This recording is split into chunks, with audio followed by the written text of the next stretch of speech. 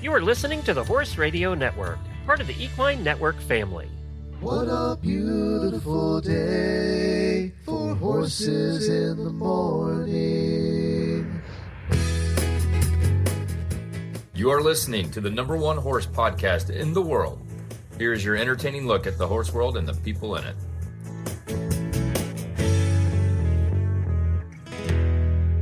Well, good Wednesday morning, everybody. I am Glenn the Geek in Ocala, Florida. And I'm Jamie Jennings in Norman, Oklahoma. You're listening to Horses in the Morning on the Horse Radio Network for Wednesday, January 29th, episode 3615, brought to you by Poseidon Animal Health. Ah, Wednesday, the day we cover Glenn's favorite topic, horse health. And Jamie makes you feel better about yourself with the latest weird news from around the world. Happy Wednesday.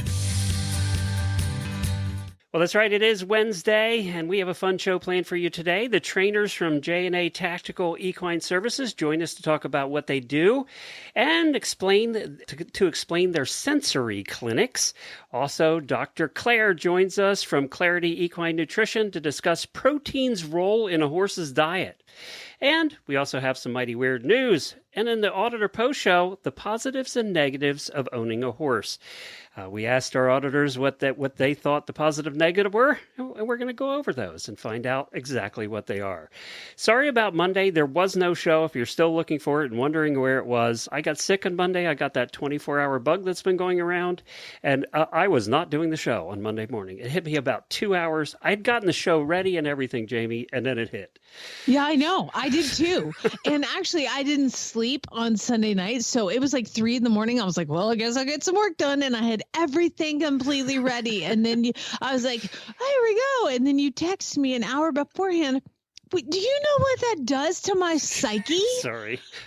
Well, this is therapy for me, Glenn. I know, I need it. My body was having more troubles than your psyche that morning. So there was. I actually thought, can I do it myself? And you said, Jennifer's not here. Can't do it. Ashley's on vacation. Blah. I was like, oh, okay, fine. Yeah, unless you wanted to record it and edit it, and you weren't doing it yourself. So I thought of that, and if Ashley had been around, it would have been fine. But she's on vacation. They get a lot of vacation here at Equine Network, apparently. Hey, did you watch the Budweiser commercial yet? Oh my God! It popped up on my Facebook, and it is one of the better ones. Oh, I think it's one of the best. It has to be in the top 5. And they didn't do it for a couple of years, and we were all worried it just went away, and the new company wasn't going to do it at all. They nailed this one.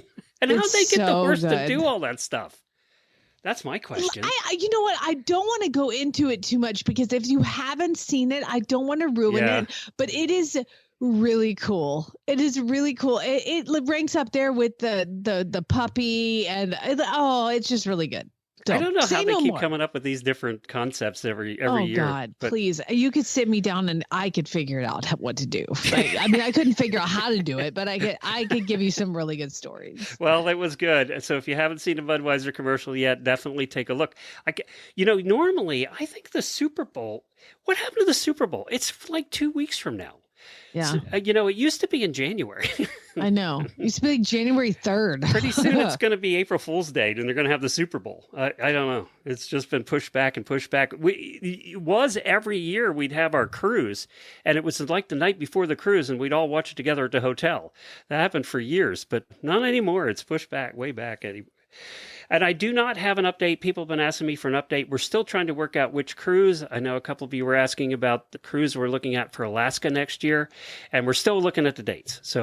And which cruise ship and the prices and all that stuff. So we'll get back to you. Also taking a look at which cruise ship has room because they're selling out now. So let's do some daily Whinnies.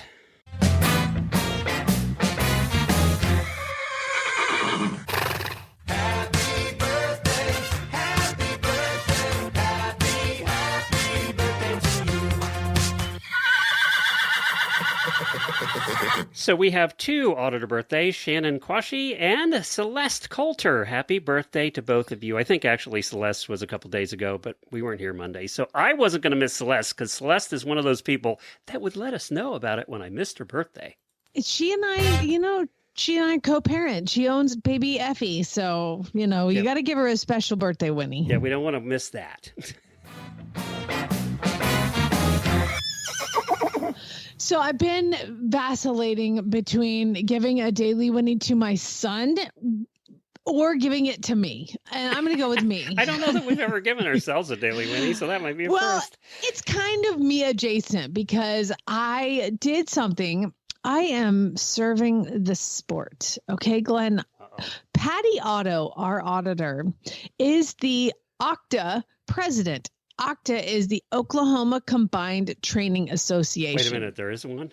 Yes, there is one. And Patty's the president. Is there 12 members? I would like to, well, listen here, bucko. You watch your mouth because you are talking to the brand new board member at large. I'm on a board. I'm a board member, Glenn. Wow. I'm on the board. I joined the board. I'm such a community-minded individual. I'm just giving back. So there were 12 people and you were the last one standing. I was like, what do I have to do? And she was like, well, we do this. I was like, oh, I can do that. Okay. So I volunteered and I will be possibly, I mean, unless nobody votes for me, I think I'm pretty much a shoo-in. Because nobody else volunteered. Because they need some more. Yeah. But yeah, it's pretty cool. I've never been on a board. And I always hear people say was that things. Many eventers in Oklahoma. Yeah, it's a thing. And it's all like really close to me, which is kind of cool. Like there's a eventing facility 2 miles from me and a bunch of women around here event. And then there's a couple up in Tulsa and there's one in Okemah. And there's a lot of like mostly schooling type shows in Oklahoma. If you want to do the recognized competitions, you got to go to Texas. But yeah. There's a lot of us. Congratulations. Thank you. I don't know. I've been kind of walking around like I called Patty the other day. Do and I she call answered, you Your Honor or Madam President? Yeah. Is what I call Patty. So yeah. So I called Patty the other day and she was like, hey, Jamie. And I was like, hi, this is your most recent induction to the board member at large. I'm kind of a big deal. So why were you going to give it to Lucas? I was going to give it to Lucas because he did something amazing. So they had he's in 6th grade and they had their middle school semi-formal on Saturday nights. Not a dance. It was a school dance. Oh God, I have such horrible memories of school dances. It brings back trauma. Oh, he did not want to go. Like he was like, I'm not going. And then this girl asked him. Oh. And he doesn't like this girl. He made it very clear that he does not like this girl. But he said yes because he was like, she asked me. So I said yes. I'm like, good job. Like I would have kicked his butt had he said no, because like what else are you going to do? Sit home and play Nintendo? I don't think so. So he went and we went and shopped for him. It was so fun. Like we went and shopped. I got him some new shirt because I'm like, you can't wear shorts and a t-shirt and Crocs. Okay. You actually have to put on clothes. And so being I asked him if you want me to chaperone and he was like, yes, please. I think he regretted that because wouldn't that make it worse? He really was not excited. Now I will tell you that his new school he goes to is amazing. And it was insane, Glenn. Okay. So they have like a dinner. It's like pretending to be on a date, right? There was a dinner. The tickets were $20 and they brought like pasta out, like penne pasta and like a salad. And they literally, the parents were serving. It was kind of like this whole, like, kind of like teaching you how to date, I guess, and like do these things. It was really, really a cool event. And so I'm sitting there and I am the phone check-in. Look at how service oriented I am. I also volunteered this weekend. Look at me. I get the Whinnie. Yeah. So this is only because you have a broken wing. I know. This will all go away in about 3 weeks. I can't do anything else. But no, I sat down and so I was the phone check-in and actually Chad was in town. So he was with me. So we were the phone check-in. Okay. And so what that means is I'm sitting at a table and every child who has a cell phone has to bring their cell phone up, take a sticky note, write their name on the cell phone and put it down. And so they don't get to keep their cell phones. That's interesting. Yeah, so they have to check them in. So that's 6, 7, idea, 8. Actually. I know. They could check them out to take pictures, but then they had to give it back. So 6, 7, 8. Holy crap, Glenn. There was $40,000 worth of cell phones on the table in front of me. I was like, why do all these children have cell phones? This is ridiculous. It was crazy. So I have all these cell phones. And they aren't cheap ones, are they? They're not flip phones. Oh my God. And the cases that children have now, I'm like, this is like nicer than like any purse I've ever owned, more expensive. Anyway, so we did the phone check-in and then Chad and I were sitting in the corner and they had extra food. So like literally Chad and I got like a salad and some pasta and a dessert. It was like we were on a date, but like staring at Did 40 you dance? No, no. Did Lucas dance? So that was the thing. I was like, but you have to dance with her at least once. It was like one slow dance. And so I taught him how to dance. And I'm like, this is before we left. I said, I'm going to put my hands on your shoulders and then you put your hands on her waist. Mom, I am not touching a 6th grade girl's hips. I am not doing that. Like, listen, you will, because I'm going to be there and I will embarrass you if you don't. So they'd have the whole dinner thing. And this is where it got weird because they had a DJ who was one of the teachers, like set up all this stuff. And so the dinner happens and then they're like, okay, everybody ready to dance? And you and me, we'd have been like, hell no. I'm going to stand in the corner and it's going to be awkward for the next 2 hours. All these kids were like, yeah. And they start the music and everybody floods to the dance floor. It was like, and I was like, is nobody drinking? It seems like you're all drunk. That's how much fun they were having. And well, that's a little and different crazy. than our days. Yeah, I posted on my Facebook page just one video I took of like all the kids like doing like a conga line to Lady Gaga. It was ridiculous. It was really cool. Wow, it was really that's fun. a lot different than our days. I know. I was like, where am Now, I? I was disco era, so add the spinny ball to the middle too. And I will also tell you that, oh my God, these girls, like the boys were wearing, slacks and like a sweater or something. And these girls were dressed for freaking prom. It was prom and they're 6th, 7th, and 8th grade. And not to mention, if I had a daughter and she walked out of my house wearing that, I don't think so, little missy. You turn your butt around and go put some clothes on. Cause like, oh my God, that girl's in 7th grade. That's inappropriate. It's inappropriate. There was a lot of inappropriate clothing choices for girls. Like it was crazy. So, I mean, not all of them. And Lucas's date was dressed very well and had kept a sweater on. Did he and touch it was her like the hips thing? Did he do a dance? Oh, I took pictures. So I didn't take pictures. So they had the first slow song and I told him like, literally you will dance with her once. So he's going to get it out of the way. So they start the first slow song. And he's like, stands there. I mean, there was other people slow dancing, but all his friends were basically standing on the corner of the dance floor, pointing and laughing at him, and he's just like, I hate you, Mom. But he's dancing with a girl. He does his shoulders. She puts her hands on his shoulders. He puts her hands on her hip with closed fists, of course. And I was like, okay, I've got to get a picture of this. And Chad's with me. He's like, he's going to kill you. And I was like, no. So I walked up to one of the teachers and I was like, hey, I of Lucas dancing with that girl, slow dancing with his hands on her hips, like he's going to kill me. I was like, will you take my phone and walk around and take some pictures? And she was like, yeah, sure. So she takes my phone and she kind of like mills around and she's like, holding it out to the side, click, holding it up above her head, click, like she's literally taking pictures of him. And so at the end of the night, I mean, and he's not looking in the camera at any of them, but at the end of the night, he comes home and I was like, hey, look at these pictures. He was like, Mom, I knew you were doing that. I was like, I didn't do it. He was like, I know. Miss Andrea did. And you know why I know that? Because he goes, it was your phone. Dang it.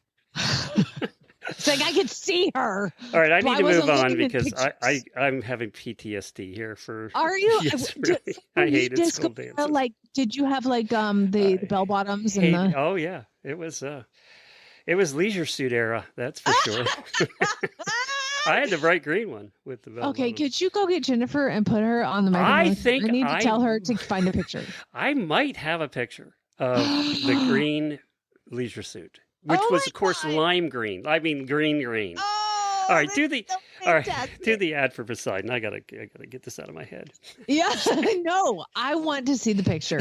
You have one job, Glenn. I job. was in the school in the 70s. I mean, Olivia Newton-John and the whole thing. So. Oh my God, I need a picture of you in a lime green leisure suit. Just please, just and for we me. actually thought share that it. music was good. Oh, Disco. when it comes on now, do you get like excited? Or you're like, no, change I it. get the willies, just like I have them right now. Oh, poor Glenn. It all worked out for you, okay? All right, do the commercial. Do you want your horse to perform at its best? Poseidon Animal Health has the veterinarian recommended supplements to keep your equine friend feeling their best. Is your horse stressed by travel or competition? Our stress pace can help them stay calm and focused. Worried about your horse's digestion? Worried about your horse wearing a lime green leisure suit? Digestive HP.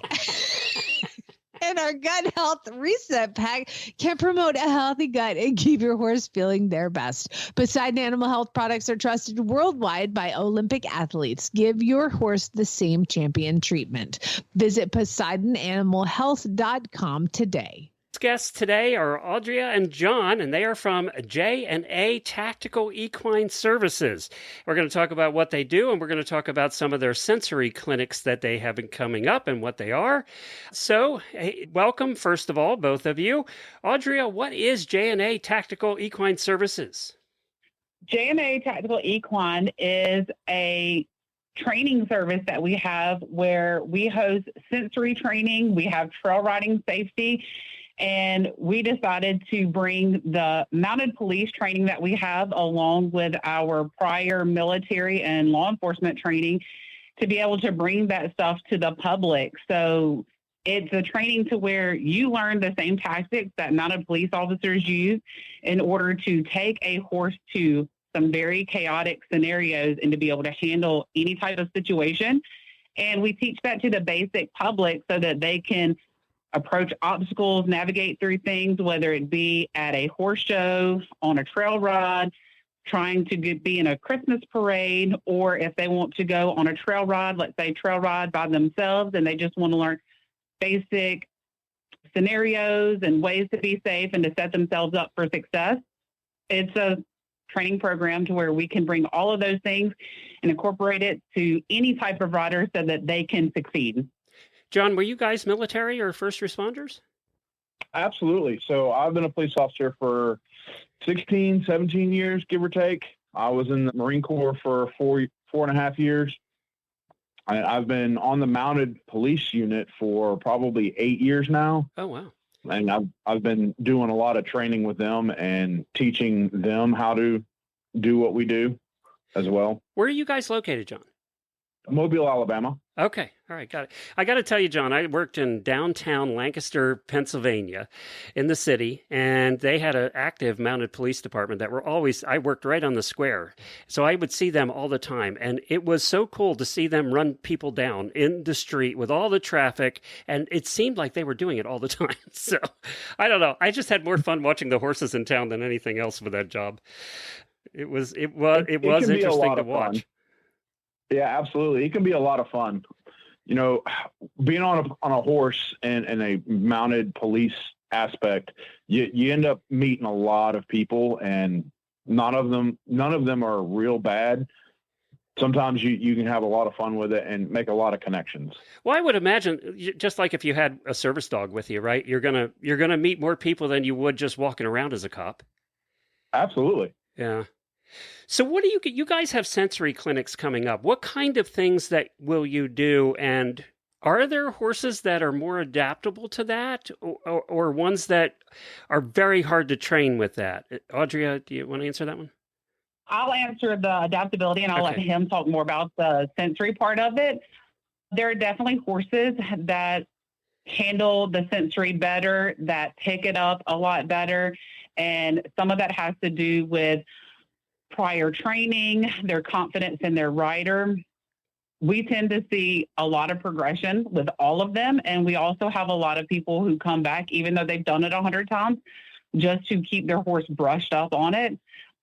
I will say if a horse has been, we call it blown up on something, if they have had a very strong initial approach to something that didn't go well or they got the release from being able to evade it, it is a little bit harder to get them to confidently go through it.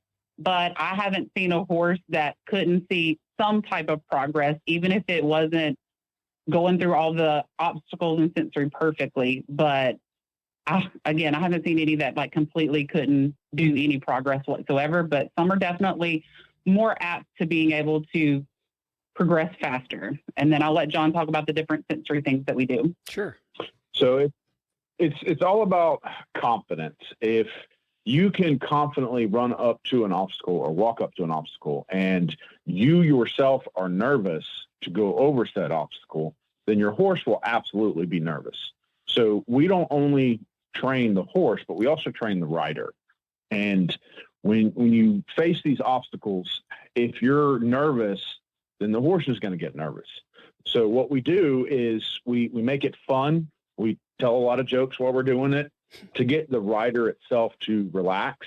And usually I'd say 90% of the time that in itself is successful. And once you get the horse over the obstacle one time, all of a sudden you start building confidence, and then you can start going over these obstacles fairly easy for the most part. So John, when a horse, you would know this from being on the mounted, when a horse has been trained in all of this, is there ever a regression? Do they ever go backwards to the point something happens and then they go backwards and now I can't handle that anymore? So it's very rare, but it will happen sometimes. But for the most part, it's usually age with the horse. You know, you get a horse trained and you did all this training and the horse becomes about 5-6 years old. And then, you know, you're having a fantastic time with your horse and you're not having any problems. And then the horse hits about 19 or 20. And the horse is like, nah, I don't want to do this anymore. And it's really not a backslide. It's more of a, hey, I'm getting kind of old and I don't want to do this anymore. John, I'm in my 60s. I get it. I kind of feel that way too. So it's like, there are certain things I just don't want to do anymore. So, Right. John, I wanted to ask you with the service horses, with the one in the mounted units, do they test? Like, okay, so you test to all the levels of being a cop. You get tested, right, to make sure that you can Correct. do it. Do the horses test to become part of the program? Do they have to meet certain minimum requirements? And is it like a test? It sort of. So when we get a new horse on a mounted unit, we'll do a lot of training with the horse and we'll put them through the paces. And, you know, we'll do all of these normal training that we do. And if the horse is responding well, then we keep progressing. And, you know, horses are just like people. You know, there are some horses that are just made for that job and that's just their personality and they can do it. And then there are some horses that are just not cut out for it. And you can probably tell within about 6 or 7 months after doing a bunch of training with them to really know if they're going to be able to handle this job. And Audria, is there one thing that you're training them on, whether it's smoke or noise or any of those things? Is there one thing that you're training them on that seems to be the most difficult thing for most horses? The one thing they have to overcome?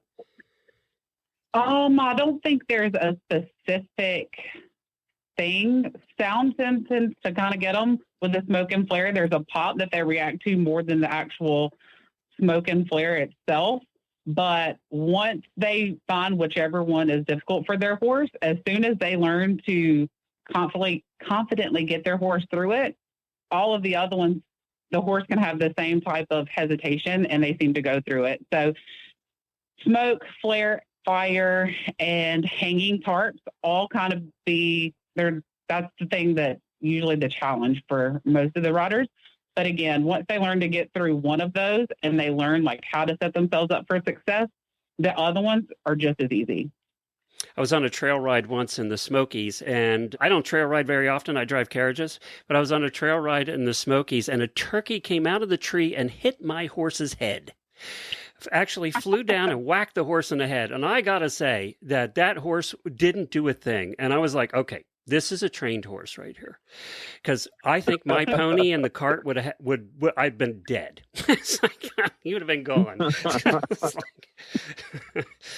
So where can people find out about the clinics and, find where to go do them?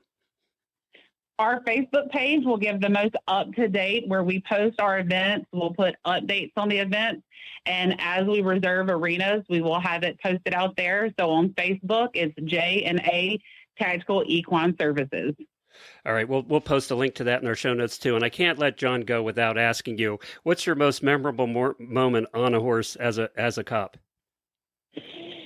That's could be a good funny, question. Could be whatever. I've got lots of them. So, officers, we train on our horse constantly, and we're constantly trying to improve ourselves. But sometimes the little things trip us up. We have a train track that we end up crossing every now and again. And one of our horses got caught.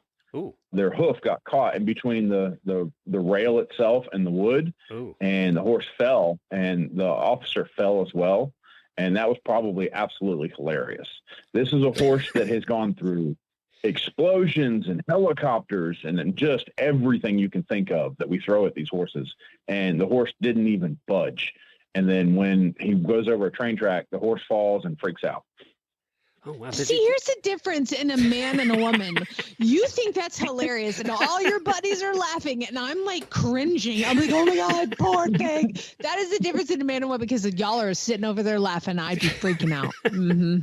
It was absolutely hilarious. Nobody got hurt. The horse didn't get hurt. The officer didn't get hurt. No, there was no train coming. Please tell me. whatsoever. That's, of course, where I thought you were going with this, and I was like, I can't put this on the air. There's a train coming down the tracks. The horse is stuck. It's like... Yeah, nobody got hurt or anything like that. It was one of those moments where it was like, there's nothing that's going to happen. We've gone over these train tracks 1,000 times. That these horses are super solid, nothing bothers them, and then all of a sudden, just out of nowhere, something happens. We always say horses will find a way to hurt themselves. That's their job. That's what they do. Absolutely. Well, guys, you've been a lot of fun. Thank you so much for joining us. Give the Facebook page again. J&A Tactical Equine Services, and we thank you for your time as well, and also want to thank Tiffany Crumbly for recommending us. The State Line TAC HRN coupon is being extended. Get 30% off any $129 order. Enter coupon code HRN at checkout. Horse lovers, are you tired of galloping through your budget every time you need new tack or supplies? Well, then head on over to statelinetac.com, where you can earn rewards on every purchase. They have a new rewards program. You can enjoy the savings just for shopping for the things you love. You earn points for every dollar you spend on saddles, bridles, boots, pretty much everything over there. And you can do it. It's simple. All you have to do is create an account at statelinetac.com, and you're automatically enrolled to the rewards program. Jamie, you must have 1,000 points by now. It's free. Everything's free. It's free. It's easy, and the best way to keep your horse happy and your wallet even happier. Visit statelinetac.com today and start earning rewards. And don't forget to use HRN at checkout if your order is over $129, and you'll get 30% off. Now, please note, some products are not eligible for additional discounts due to manufacturer restrictions. These are noted in your shopping cart, so you'll know ahead of time. This Horse Health Report is brought to you by Daily Dose Equine Non-GMO Core Nutrition for horses and ponies of all ages. I would like to welcome to the show, friend of the show, Dr. Clair Thunes from Clarity Equine Nutrition. And today we're going to talk about protein. Hey, Claire. Hey, it's great to be back. Hope you're both well. Well, are you in Arizona, right? Yes. Okay, so you're not suffering through any terrible weather right now. You're living the life. This is like the best time to be in Arizona. It is. There's some weird wet stuff coming out of the sky this morning and last night, which we haven't seen maybe 6 months. So that's a bit of a reminder. Oh, yeah, you get your January rain. I lived in Phoenix for 10 years. August and January was the only time we would ever see rain. Yep. Oh, well, hey, so what we're going to talk to you about today is protein. And I think of all things that, when you go to the feed store, you just look, what's the protein level? What's the fat content? What's the protein? What's the protein? And I guess let's just take it down to the basics and maybe explain why protein is an important role in a horse's diet? As a vegetarian, I get asked, how do you get your protein? How do you get your protein? Right? All the time. So like, let's talk about horses. Yeah, absolutely. Well, here's an interesting thought. Horses actually don't have a protein requirement. And your listeners are probably going, sorry, what? What do you mean they don't have a protein requirement? Actually, what we all have is an amino acid need. And, protein is made up of amino acids. Amino acids are kind of like the building blocks of protein. They're the links in the chain. If you think of a protein as being a link of a chain, or the letters in the alphabet that make up a word, if a word is a protein. And so protein is just a way for our horses to get the amino acids that they need. And there are what we call essential amino acids, which, like all essential nutrients, must be in the diet because the horse cannot make them. And then there are non-essential amino acids that actually the horse could make. They could take sort of the backbone of another amino acid and add a bit of a carbohydrate and what have you, and metabolize an amino acid that they need. So those don't have to be in the diet, but the essential amino acids have to be in the diet. And so we get there by feeding protein, and by sort of assuming that as long as the horse's protein needs are met, that we're also meeting its amino acid needs, which, sometimes happens more easily than others. So when we talk about amino acids, what are some of if the horse is getting enough protein and amino acids, how is it going to show on the horse? Like top line or certain muscles? Yep. Is that where that comes out? Yeah, absolutely. I mean, if you have all those necessary building blocks of essential amino acids, as long as the horse is doing the work needed to build muscle, if you have all those necessary building blocks it needs, then yes, you should be able to see muscle development and maintained muscle. The horse should have good quality feet. The hair coat should be nice. Everything is going to be functioning, hopefully as well as it could be. I mean, there are other reasons for those things to not look good. You're going to have poor hoof quality if your trace mineral status isn't good, if you're deficient in zinc and copper, and same with coat quality and the like. But generally speaking, protein is a component of all those things. So if your amino acid profile is not adequate, then it will have an effect on some of those sort of external things that we can easily see. I think I ask these questions because what I do is horses that come off the racetrack, that's basically what I retrain is off the track thoroughbreds. But there is a time period that we send the horse goes to a rescue, and I like to see them there for at least a month just to like let down. And what happens in that month is all of that, what I call, I don't know, I'm sure it has a technical term, but like the backstrap muscle along the horse's top line when they're racing.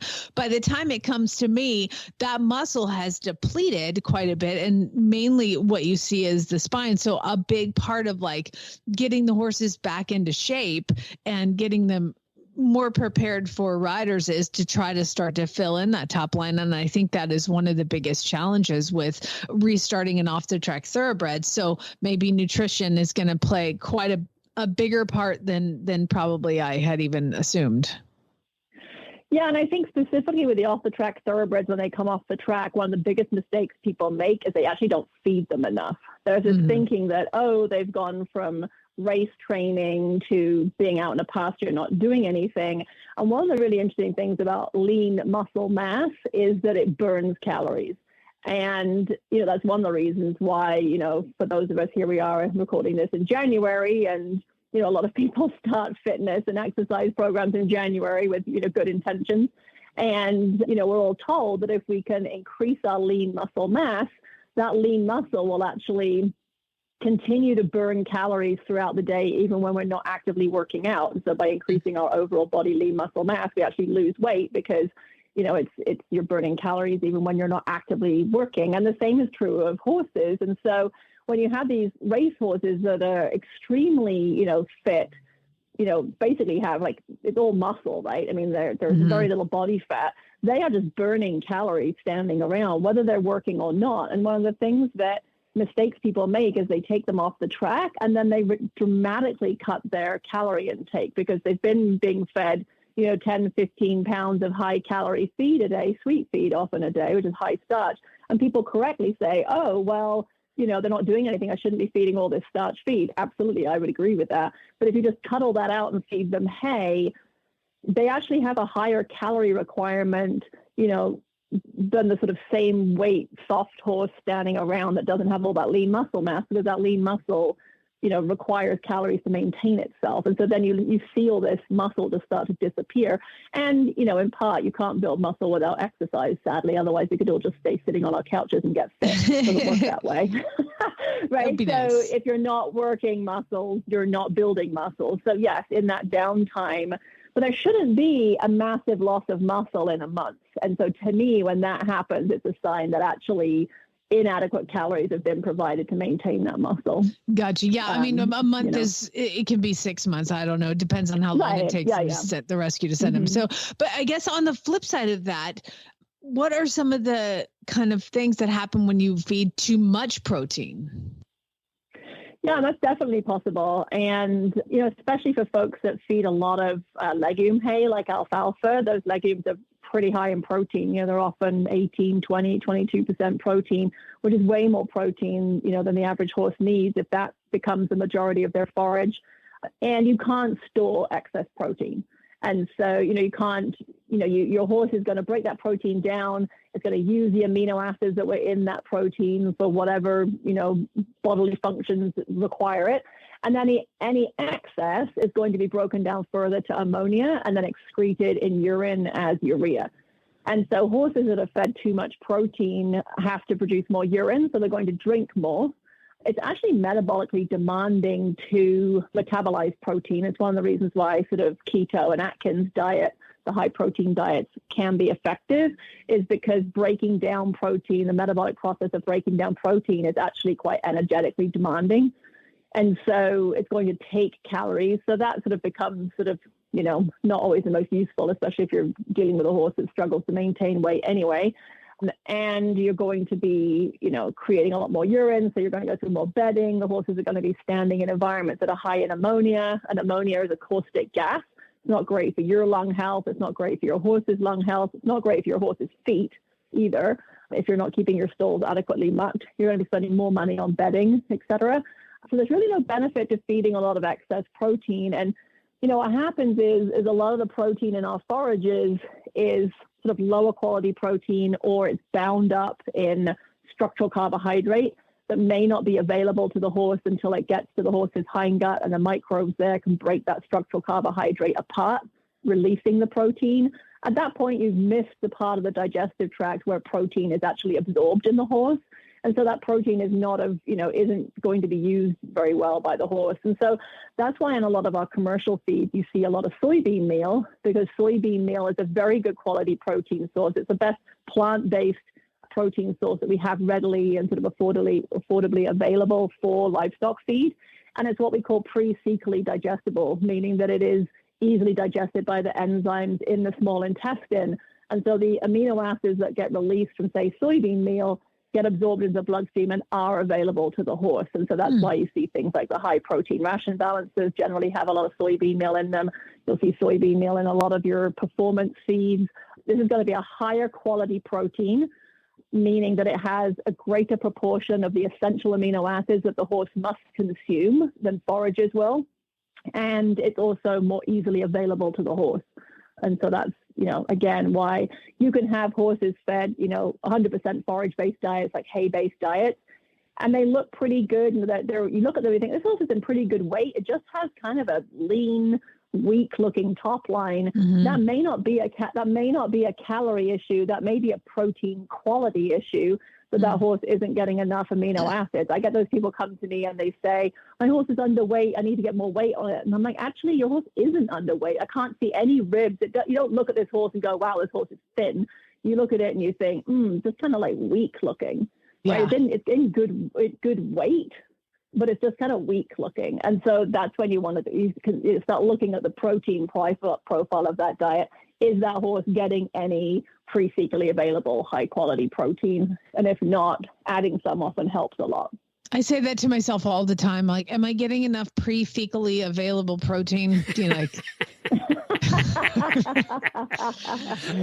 think it's funny because you mentioned people go to feed stores and they pick their feed based on protein content. And you don't want to be, protein is not an energy source. I think that's a really big misconception. People think as their horses work harder, they need a feed with more protein in it. And if you're burning protein as an energy source, you're in kind of a bad, it's not ideal, right? That's not what protein's for. Carbohydrates and fats are your energy sources. Protein should not be an energy source. Protein is for other things. Claire, we call that a pull quote in podcasting, and that's the one I'm pulling. What Jamie just Well, if you guys are as impressed as I am and you realize that Dr. Clair Thunes has forgotten more about nutrition than you will ever learn, I would encourage you to go take a listen to her podcast. Tell everybody about your podcast. Yeah, it's called Scoop and Scale, and we put out an episode every 2 weeks, and we have a lot of episodes out there now. I think we're up to about 40, and we've got some really interesting things. Like we have an episode all on ration balances. We have one on protein, actually. We just recorded one this week. It'll be out next Monday with a veterinary podiatrist talking about winter hoof care, talking about thrush and winter laminitis, and, should you be using hoof dressings and all those sorts of things. So lots of good stuff, and it's really fun. All right, you guys, check it out. Scoopandscale.com is the website. Dr. Thunes, thank you so much for coming on and explaining a lot of this to us. And I'm sure we're going to have more questions and answers so they can head to your podcast to try to put it all together. Awesome. Thanks for having me. Non-GMO whole food nutrition is the basis of the entire Daily Dose Equine program. We never forget that natural is better and simplicity is key. Daily Dose Equine uses non-GMO whole food ingredients like alfalfa, timothy, peas, sunflower seeds, and flax. Daily Dose Equine doesn't use fillers, bulking agents, or leftovers from other industries, so you can feed less yet improve body condition and energy. And our feeds are free from chemical residues and glyphosate. Find the perfect formulation for your horse at dailydoseequine.com.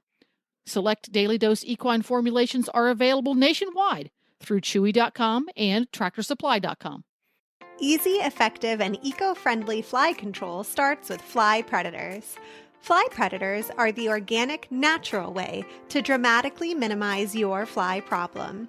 Learn more about fly predators and other Spalding Labs fly control solutions at spalding-labs.com.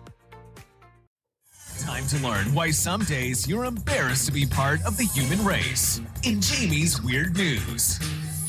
And what's weird, Glenn, is the weirdest part of Weird News today is I don't even think we're going to Florida. Oh, wow. It's so nice here now. The weather's warmed up. The crazies, maybe they're back in again. I know. It's so nice. It's been such bad weather that the crazies haven't come out. Oh, I feel like hot is what makes people crazy. Yeah, it's been cold here. So for Florida, nobody wanted to come out and do weird stuff. Yeah, so we're going to go all over the globe today. So no naked men fighting alligators today. Sorry, people. At least not in Florida. We'll get to it. All right. Well, everybody, if you are ever looking through the news and you see something and you're like, oh my God, that's so weird, email it to me. And the email's easy to remember. You just send it to weirdnews@horseradionetwork.com. And I'm not going to lie, I'm a little disappointed in all of you and your participation this week. You were not servicing the community. Okay. Like I was, but I would like to thank my longstanding 3 best submitters, Delia, Lorene, and Shelley. Come on, you guys are awesome. I know, even I fell down on the job this week. I mean, that's it. I mean, thank God they all sent me a ton. So, they more than made up for it. We're going to go to Tokyo, Glenn. And might be our first trip to Japan, actually. I know. We're going to have some animal centric ones. And we're going to start with, there's a zoo, an aquarium in southwestern Japan. And they have this whole inter area where you walk through and you can see all the animals. And there's an exhibit with a sunfish. And, sunfish are they have big eyes. They're like little Disney fish, right? So they're really, really cute. And it's a really popular attraction at this Tokyo Zoo. No, it's okay. I'm not getting dark. Love that you just expect the worst. I was picturing sushi and, No, I know. I knew where you're going with it, but it's not that. Okay, it's not that. So in this attraction, they had to close down this particular building while they were doing some renovations, and it's going to be closed for 6 months. Well, at the time they close it, after a couple days, the sunfish, who is named, I think her name is Suki, the sunfish stopped eating. And these are big fish, if I remember right, like big fish. Yeah, they're huge. Yeah. They're huge. And a very popular attraction. And all of a sudden, she's not eating anymore. And the sunfish, here you go, fun fact. A member of the blowfish family, known for its unique shape and big eyes. There you go. And they can weigh like a ton. I mean, they're big. Well, a couple days after it getting closed on December 1st, they realized that the sunfish has stopped eating.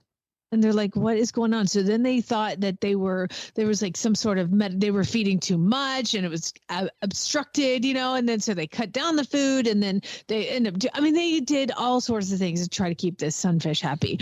And what they realized is that when they were standing outside of the tank and like engaging and trying to figure out what's wrong with the fish, the sunfish perked up. So they had a staff meeting and they're like, okay, we know what we need to do to help the sunfish. So they took human, like life-size cutouts of humans, and they hung their uniforms on these cutouts and placed like human-shaped cutouts with photos of smiling faces outside the tank. And she started eating. She was lonely and she missed her people, Glenn. Aww. That's funny. It wasn't a sushi story at all. It was an actual sweet story. It is considered a delicacy in Japan, though. I will listen. You keep it down. I'll need your information. Poor Nicole Paulino. She was just recently declared dead when she went in to get a new driver's license. She's in Maryland and she goes in and she goes to apply for renew her driver's license. And they were like, I'm sorry, you cannot get a new driver's license because you're dead. She's like, what? She said quote, I got a little frightened. I'm not going to lie. I was a little surprised because I am alive. I'm right here. So apparently she could not renew her license, and the Internal Revenue Service described her in their catalogs as a deceased taxpayer. So she's still paying taxes and they're still taking her money, even though they have her listed as dead. Unfortunately, being listed as dead causes a lot of problems for your health insurance. You don't have to pay taxes anymore, but that's probably the only good thing. Yeah, but she was still paying taxes, so they had her listed as a dead taxpayer. You know what? If somebody's listed as dead and they're still paying taxes, you probably should look into all of your information. There probably should be a report of those somewhere. There's something wrong. So anyway, it actually messed up her credit report and caused like a ton of problems. So here's how it happened. A funeral home tried to report somebody dead, but was over the phone telling the social security number of the dead person and got one number wrong. And like her life crumbled for a minute, like as far as paperwork, her health insurance was canceled. She like had like a lot of paperwork that she had to do. So I'm sure she's going to sue somebody and something for, making her life so hard. But anyway, she's not dead. She's alive. She's fine. That's a tough one.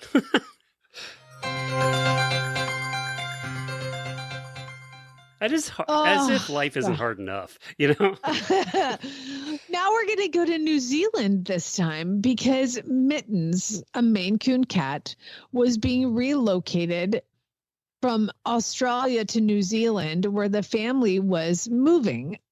She was booked for one-way travel from Christchurch, New Zealand, to go to their new home in Melbourne, Australia, January 13th. And you always got to be nervous putting an animal under the plane, much less an animal under the plane in January. I guess in Australia, they'd be like, really hot. It's like the hottest time. Said they were a little concerned. And so the family is anxiously awaiting their Maine Coon cat Mittens to arrive when they go to the baggage claim. And she didn't arrive. Like they were waiting on the cat. They put the cat in the cargo hold and then they go to get the cat out and the cat's not there. There's no cat. And they were like, wait, how does this happen? And so the baggage handlers radioed the pilots, I guess, and they were like, we're already gone. They dropped the plane off, they got all the luggage out, and then they just back in the air, and they're heading back to New Zealand. And so unfortunately, they're like, I think you guys left the cat.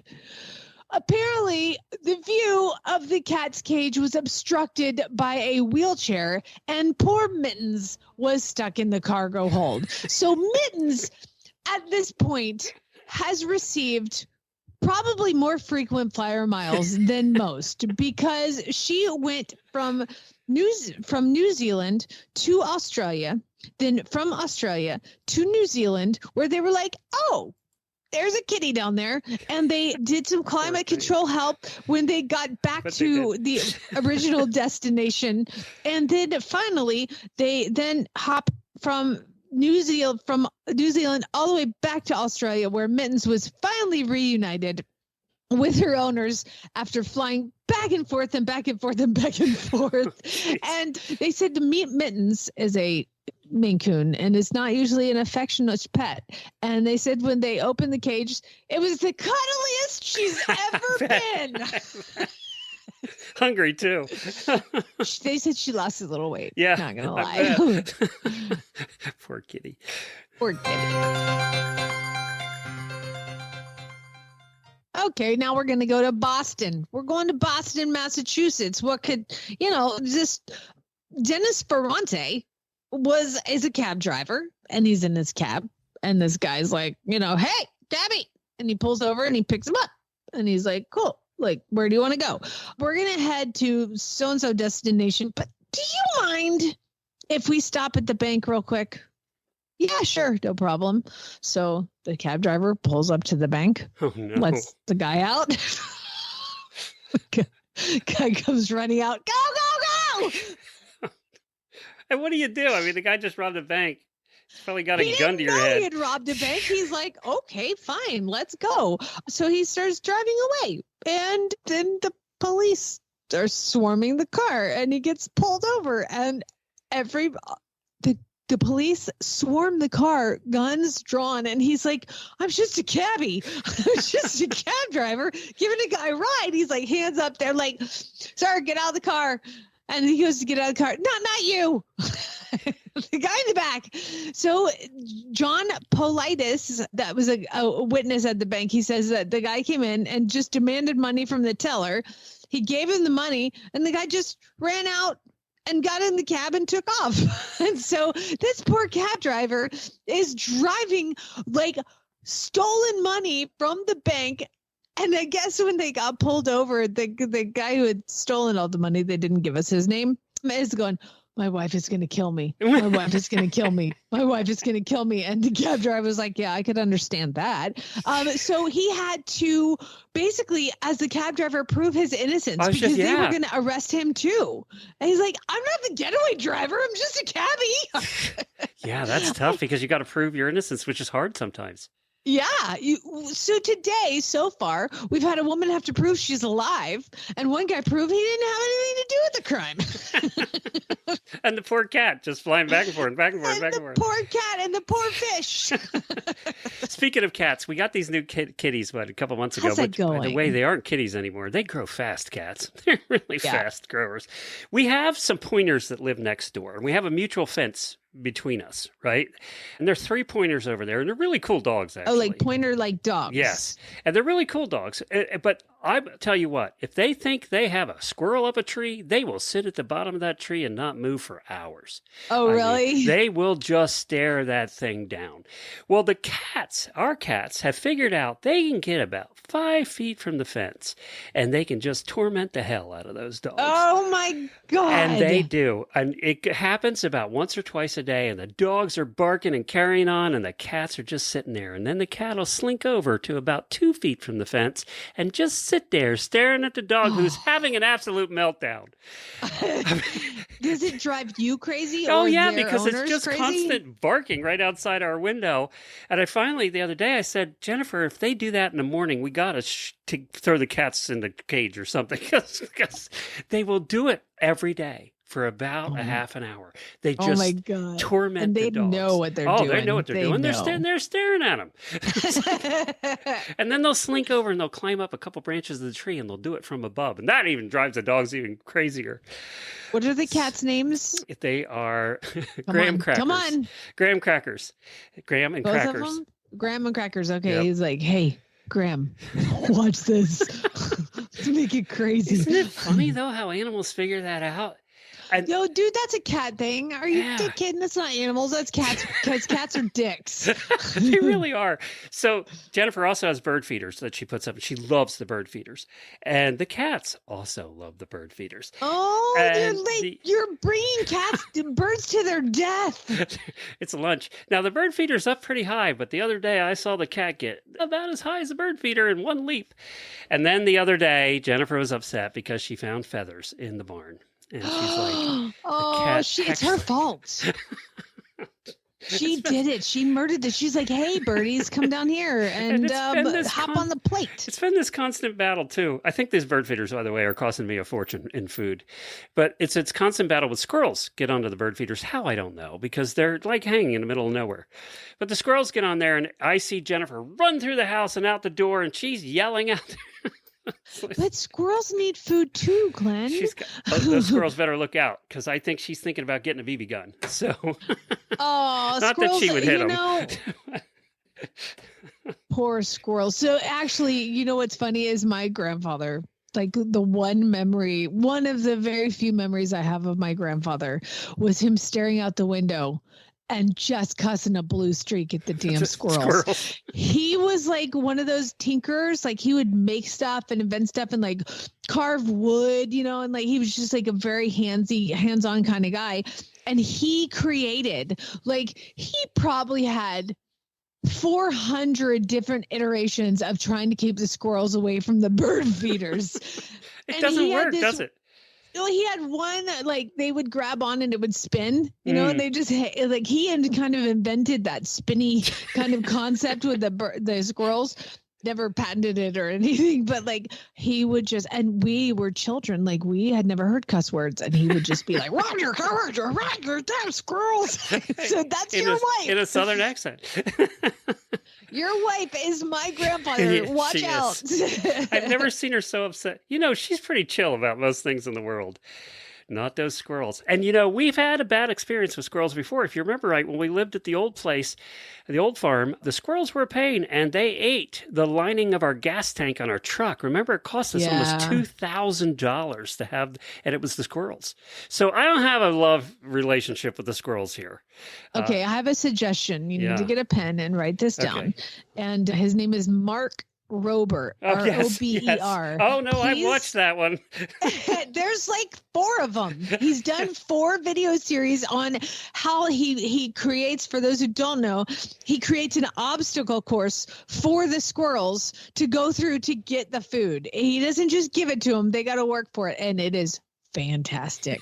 It is so great. He is good. He's done some really off-the-wall stuff, but he is good. And makes a few dollars doing that YouTube channel. Listen, we are a Mark Rober. Do you get the thing he advertises, the box for the kids? Oh yeah, that's what Lucas got for Christmas, for his birthday. He wanted he went through what are those called?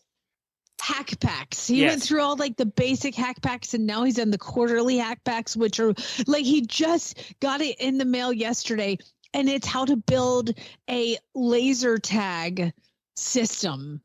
And like the laser gun and the little thing you wear to shoot lasers. Yeah, it's crazy. It's amazing. Some of these YouTubers that you look at and you go, okay, they have 100 million, 200 million downloads. And they do some of them just do the simplest stuff. Well, at least he's smart. I told Lucas, I'm like, you can watch him. You don't get to watch these idiots playing video games. Yeah, I'm like, if you're yeah. going to watch YouTube, you have to watch something that you're going to learn something from. And so now I spend lots of money on hack packs. It is intelligent, though. here. He does intelligent stuff. You're right. And silly intelligent stuff. But they always have science behind them. Yeah. Yeah, it's all science. I just like discovered this engineering. Irish lady, a girl, must be in her 20s, who does gardening. She does gardening YouTube channel. She has like 1 million followers and hundreds of millions of downloads just talking about plants and vegetables. And I think part of it is she's good looking and her accent is wonderful. But, you know, that would have never happened 10 years ago. You couldn't have done that 10 years ago. It is amazing who is now considered famous versus like back in the day, you know. You're right. All right, let me just give a plug for my son's YouTube channel. Okay, yeah. Lucas Country. Go watch it. He did a video of him. It's short and it's him playing in the snow, and it is absolutely. I laughed out loud. I was like, dude, you're funny. Like I was so proud. Now, was he being have a funny consistent kid. YouTuber or? He's got like little skits he puts together and front flips on the trampoline and then playing video games. He hasn't really honed in on a theme for his YouTube channel yet, but I'm just encouraging all of the exploratory curiosity, and he was getting good at editing, and it's really fun. So do you know what his most editing video is not easy, but kids pick that up so easy. It's so fun. Well, if you recall, Tad Cofton came on and like that's the one video that I did. He did all the editing on this one video of Hellraiser with the Theratree on, and that's how Tad got in touch with me. He was like, "Wait, who did that video? That's amazing!" And it was Lucas. But I will also tell you, do you know what the most viewed video on his channel is? No, something stupid. German to English horse translations. Oh, with Anna. Yeah. But that's funny because I do watch a lot of those where they do those translation YouTube videos. So well, go keep watch that it, up. Have them keep doing those. Yeah, I told him, I said, we need to do a second version, drive your traffic. Yes, no, that's true. Do what works, right? You know, when I was at the Podfest conference, we got to go. But when I was at the Podfest conference, half of it was now YouTube. Oh God! Because podcasters now are getting into YouTube, and they have doing both. So get your makeup out. Yeah. You know what? I'm gonna start getting on camera the second you start giving me more money an episode. It's funny because the bosses did ask about the potential for doing it YouTube, and that's exactly what I told them. So.